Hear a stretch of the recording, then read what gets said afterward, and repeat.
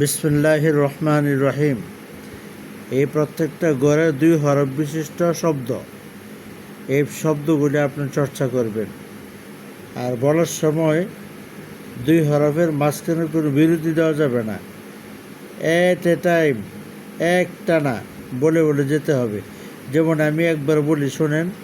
বা আলিফ, হা বা, হা gym, gym দাল, মিম আইন, আইন সদ, র লাম, লাম কাফ, হা ওয়াও, লাম হা, হা মিম, মিম নুন, লাম আলিফ, লাম হা, হা ইয়া, ইয়া সিন, কাফ বা, কফ ওয়াও, হা মিম, বা হা, ইয়া হা, তা হা, জিম র, খ জাল, সদ আইন, দদ গইন, ফা জিম, ইয়া ফা, লাম ওয়াও,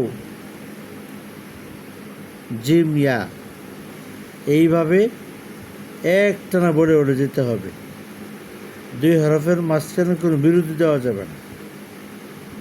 এভাবে চর্চা করবেন ইনশাআল্লাহ।